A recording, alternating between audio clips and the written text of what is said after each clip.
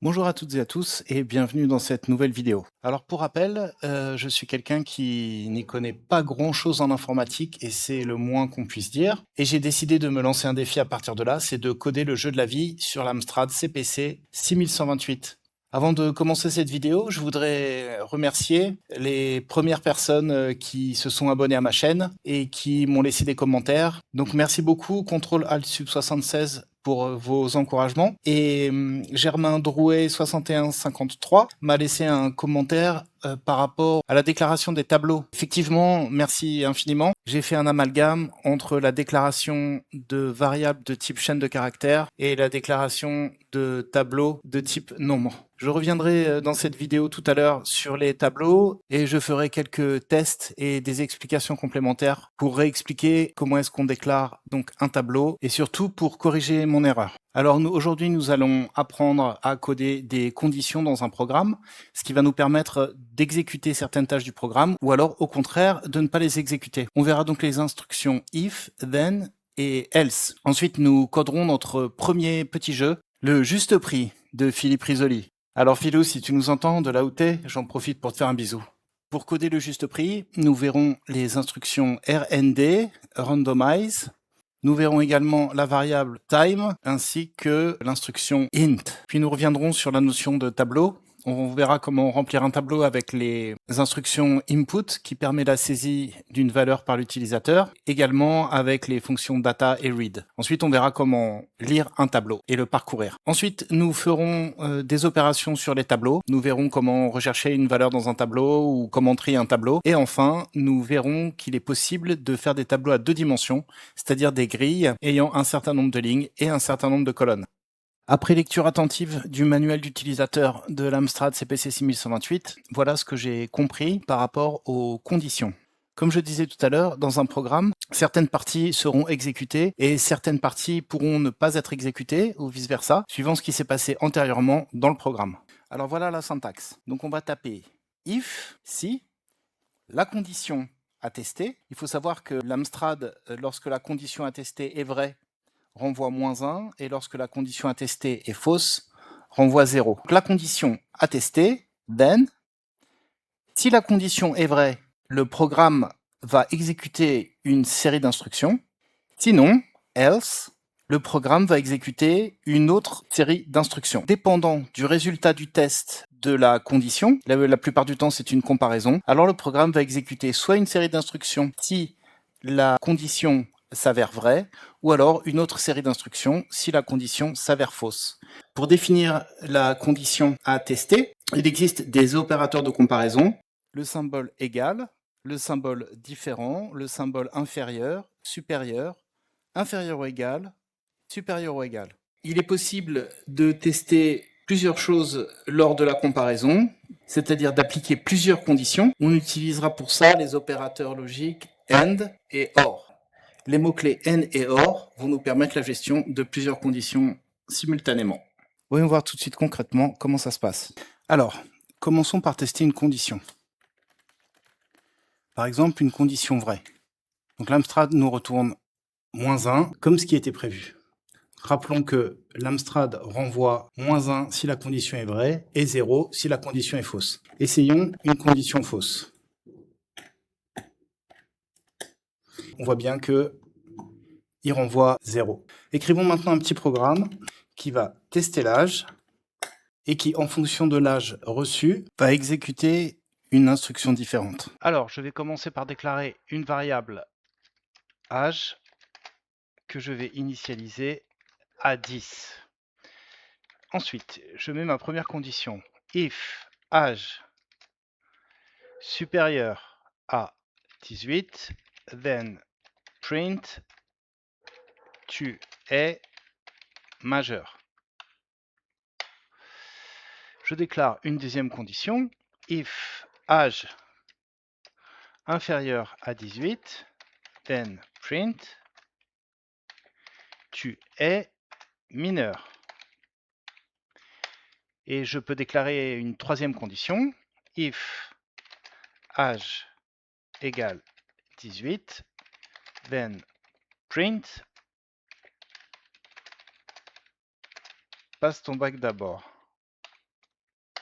OK. Alors voyons voir ce que ça donne. Tu es mineur. Donc, qu'est-ce qui s'est passé? J'initialise mon âge à 10. Ensuite, il va tester la valeur de âge. Ici, l'âge vaut 10. Donc, il teste la première condition. Âge, donc 10 supérieur à 18, c'est faux. Donc, il n'exécute pas l'instruction et il passe à la ligne. L'âge est inférieur à 18, effectivement, il est de 10, alors l'ordinateur affiche tu es mineur. On va changer la valeur de l'âge. Je vais mettre 20 et je lance mon programme. Tu es majeur. L'âge est égal à 20. On va tester la valeur de l'âge qui est bien supérieure à 18. L'Amstrad écrira tu es majeur et n'exécutera pas les instructions qui suivent. Je vais éditer ma ligne 10. Je vais mettre l'âge à 18 et je vais lancer le programme. Passe ton bac d'abord. Donc, en fonction de la valeur de l'âge, le programme exécutera certaines instructions et n'en exécutera pas certaines autres. Alors, j'efface le programme qu'il y a dans la RAM et je vais réécrire un autre programme. Donc, je vais encore une fois initialiser l'âge à 10 et je vais écrire if âge supérieur ou égal à 18, print tu es majeur. J'ai oublié then. Then print tu es majeur. Et je vais rajouter la commande else print tu es mineur. Je lance le programme. Alors, j'initialise mon âge à 10. La condition est, si l'âge est supérieur ou égal à 18, alors écris tu es majeur. Là, l'âge égale 10. Donc la condition n'est pas remplie. Et l'instruction else va indiquer au programme quoi faire au cas où l'instruction est fausse. Donc dans tous les autres cas où l'âge est supérieur ou égal à 18, le programme affichera tu es mineur. On va éditer l'âge. Donc je vais mettre un âge à 17. Je lance le programme. Tu es toujours mineur parce que la première condition est fausse. Je vide ma mémoire et je vais écrire un troisième programme. 10, j'initialise ma variable âge à 2. 20, je mettrai une première condition, if âge inférieur à 3, then print tu as besoin de couches. Je vais mettre une deuxième condition, if âge supérieur à 80, then print tu as aussi besoin de couches. Et je vais mettre une troisième condition, if âge supérieur ou égal à 3 et âge inférieur ou égal à 80, then print profite bien de la vie. Voilà, donc je vais exécuter mon programme. Tu as besoin de couches. Donc alors, j'initialise ma variable âge à 2, je teste ma première condition. Si mon âge est inférieur à 3, ce qui est le cas, donc la condition est vraie, alors affiche tu as besoin de couches. Je vais éditer mon âge et cette fois, je vais mettre un âge qui est égal à 99. Je lance mon programme. Tu as également besoin de couches. Et si j'édite mon âge,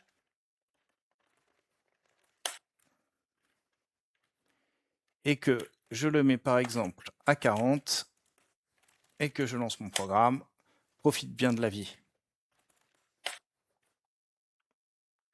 Donc ici, on a utilisé le mot-clé AND qui va nous permettre de tester deux conditions. La première condition, c'est que l'âge est supérieur ou égal à 3. Et la deuxième condition, c'est que l'âge est inférieur ou égal à 80. Je vais exécuter l'instruction print profite bien de la vie uniquement si l'âge remplit les deux conditions. Voyons maintenant l'instruction OR. Alors j'initialise mon âge à 2. If âge supérieur à 80, or âge inférieur à 3, print salut.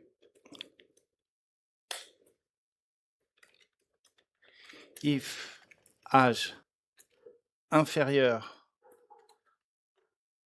ou égal à 80, and âge supérieur ou égal à 3, then print profit. Je lance mon programme. Ah oui, j'ai oublié le then.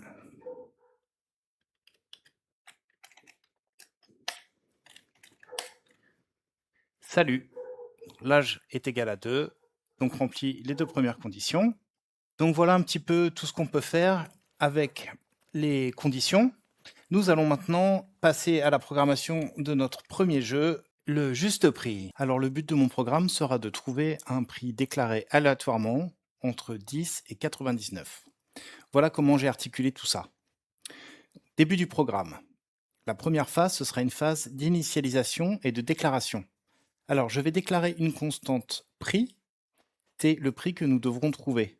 Et je vais lui assigner une valeur aléatoire avec la commande rnd.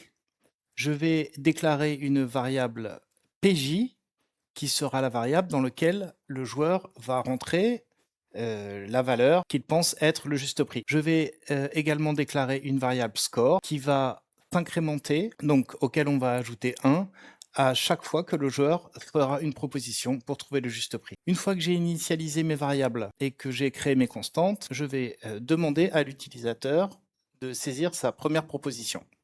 Une fois qu'il aura saisi sa première proposition, on passe à la phase de contrôle avec les conditions. Si le prix saisi par l'utilisateur est supérieur au juste prix, le programme affichera moins et demandera à l'utilisateur de ressaisir une proposition. Je vais de nouveau contrôler. Et si le prix rentré par l'utilisateur est inférieur, à ce moment-là, le programme affichera plus et reviendra au niveau de la demande de proposition de l'utilisateur. Si l'utilisateur trouve le juste prix, la boucle s'arrête, l'ordinateur affichera et c'est le juste prix à l'écran et affichera le score. Et cela conclura le programme.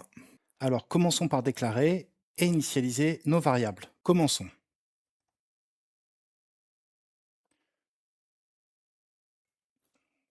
Comme je compte sauvegarder, j'insère une disquette. Je vais commencer par régler les modes. Je mets la couleur du fond en noir.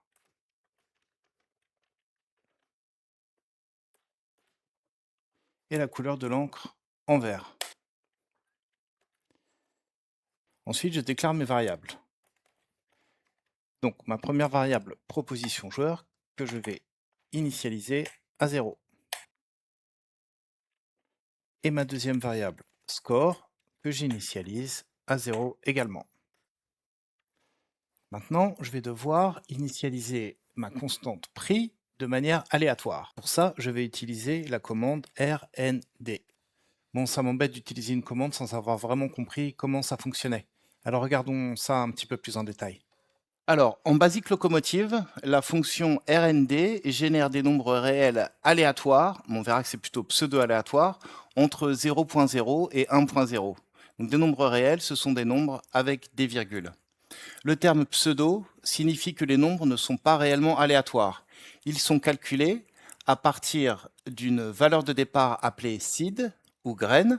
Donc si cette graine est toujours la même, La suite de nombres produite par RND sera elle aussi toujours identique. L'instruction randomize permet justement de définir cette graine. En utilisant randomize time, on initialise le générateur avec la valeur de la variable system time. Donc cette variable system time va commencer avec la valeur de 0 à l'allumage de l'ordinateur et sera incrémentée tous les 3 centièmes de seconde. Donc au bout d'une seconde, cette variable vaudra 300. Ainsi, chaque exécution du programme démarre avec une graine différente, ce qui produit une séquence de nombres pseudo-aléatoires différentes à chaque changement. Randomize plus la graine que l'on va rentrer, donc nombre réel ou nombre entier, qui va permettre à RND de générer des nombres aléatoires. Si on n'initialise pas randomize avec une graine, par défaut, la graine sera la valeur contenue dans un registre. Alors, je ne sais pas du tout ce que c'est qu'un registre. Par contre, ce que j'ai compris, c'est que ce registre contenait une variable qui va varier en fonction du temps et en fonction des événements, c'est-à-dire en fonction de ce qui se passe sur l'Amstrad. On a vu que la même graine va engendrer la même liste de nombres. Donc, au démarrage de l'Amstrad, RND aura toujours la même valeur, puisqu'au démarrage de l'Amstrad, il ne se sera rien passé. Il y aura eu les mêmes événements, à savoir pas d'événements. On a vu que la variable time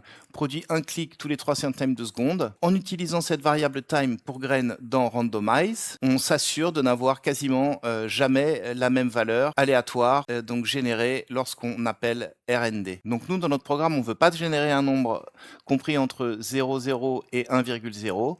Donc grâce à cette formule, on pourra obtenir un nombre aléatoire compris entre une certaine valeur et une certaine valeur. Si je prends A, la valeur basse, et B, la valeur haute de mon intervalle, on pourra générer une valeur aléatoire comprise dans cet intervalle par la formule aléa, c'est une variable que j'ai créée qui sera égale à int, c'est-à-dire la partie entière. La partie entière, c'est la partie sans tout ce qu'il y a derrière la virgule. Donc entre parenthèses, RND fois la valeur haute de l'intervalle moins la valeur basse de l'intervalle plus 1 plus la valeur basse de l'intervalle. Voilà. Donc si je veux un nombre aléatoire entre 10 et 99, donc je créerai ma variable aléa et je lui dirai qu'elle est égale à int rnd fois entre parenthèses 99.10 plus 1, le tout plus 10. Faisons maintenant quelques tests. Alors commençons par réinitialiser l'Amstrad et je vais afficher maintenant les 5 premiers nombres aléatoires générés par RND lorsqu'on allume l'Amstrad. Donc pour ça, je vais utiliser une boucle for. Donc for i est égal à 1 to 5, step 1, et j'imprime RND. Voyons voir ce que ça donne. Donc voilà les 5 nombres aléatoires générés.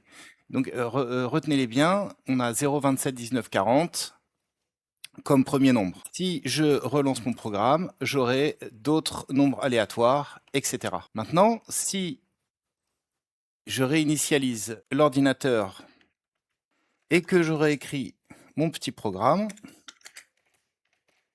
donc for i est égal à 1 to 5, print rnd next i, à ce moment-là, vous voyez que ce sont les mêmes nombres aléatoires qui ont été générés. Alors écrivons un petit programme pour tester la valeur time. For i est égal à 1 to 5, print time,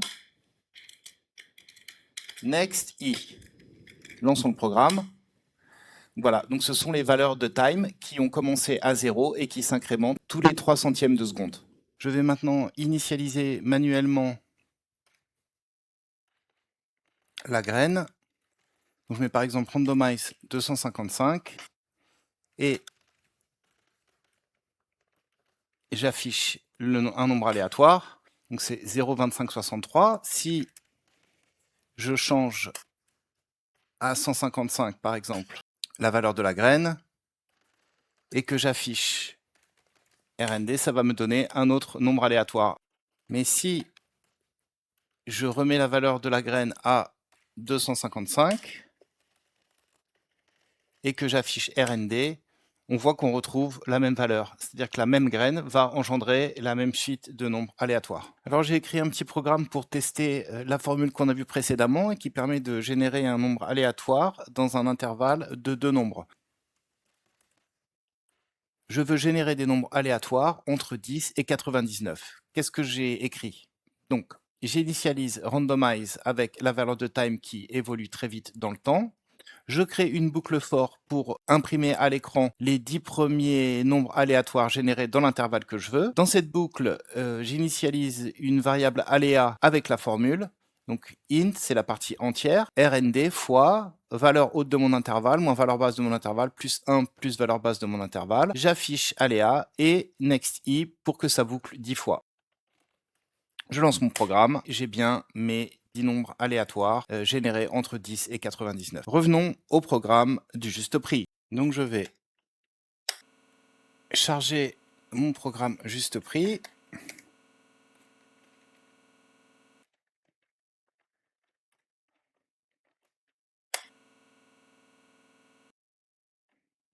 Maintenant,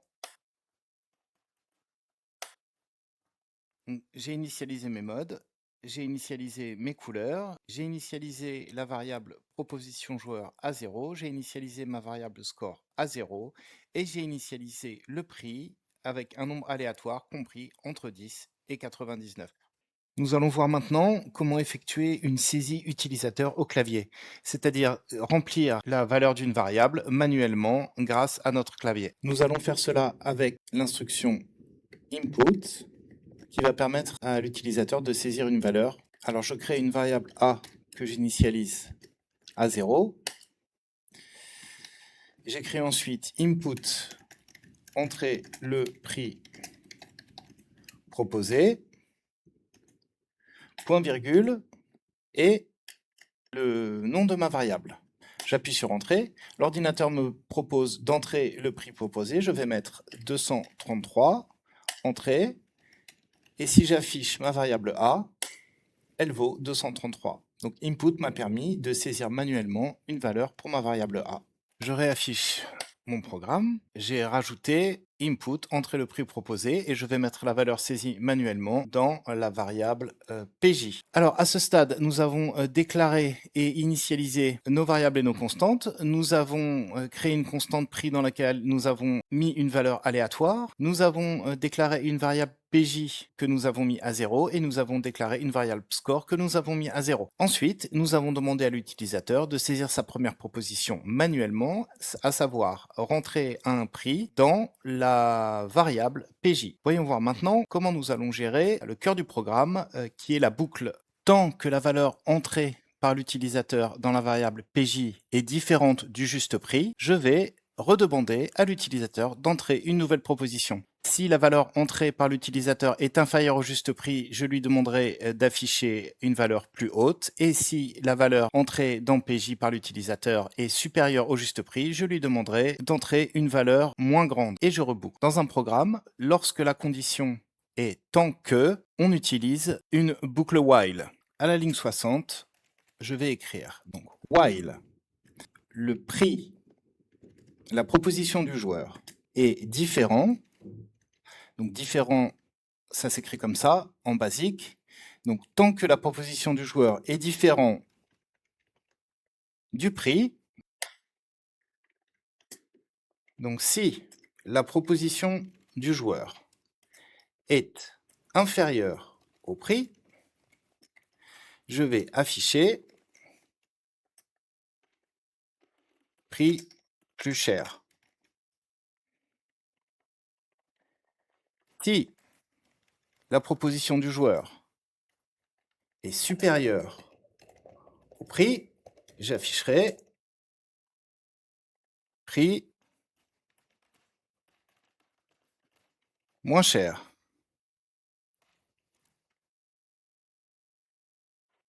Et je ferme ma boucle while. Tant que le prix proposé par le joueur est différent du prix dans lequel il y a la valeur aléatoire, comprise entre 10 et 99, si le prix entré par l'utilisateur est inférieur au prix, j'inscrirai prix plus cher. Si le prix entré par l'utilisateur est supérieur au prix, à ce moment-là, j'écrirai prix moins cher et je rebouclerai tant que le prix entré par l'utilisateur est différent du prix voulu. Tant que le prix proposé par le joueur est différent du juste prix, je vais redemander au joueur de saisir une valeur manuellement. Donc pour cela, il faut que j'intègre ma ligne 50 dans ma boucle. Donc j'édite ma ligne 50 et je vais la mettre en ligne 65. J'efface ensuite ma ligne 50. Voilà. Il faut également que à chaque demande de saisie de la valeur proposée par le joueur, je fasse augmenter le score. Donc je me mets à la ligne 85 et je vais indiquer score égale score plus 1.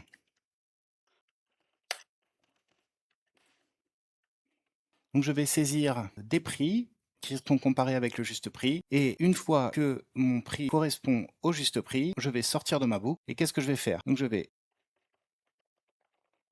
afficher. Et c'est le juste prix. Et j'affiche mon score.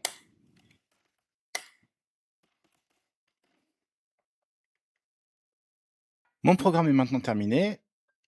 Lançons-le. Alors j'affiche un premier prix entre 10 et 99. Et je lance. Ah, j'ai une erreur à la ligne 70. If, ah oui, j'oublie toujours le then. Je le lance. Donc 25. La même erreur à la ligne 80. Je le relance. 25. Ah, prix moins cher, 20. Prix moins cher, 15. Prix moins cher, 10. Prix plus cher, 12. Prix moins cher, 11.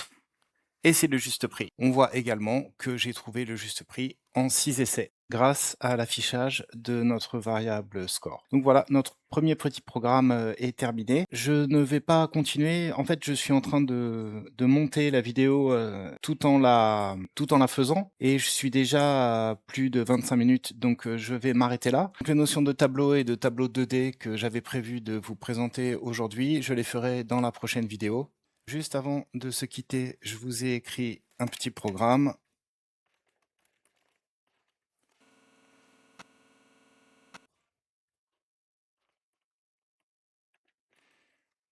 Voilà, je vous laisse regarder un petit moment. Ça reprend vraiment beaucoup de notions de ce qu'on a vu dans les précédentes vidéos. Merci beaucoup. À plus.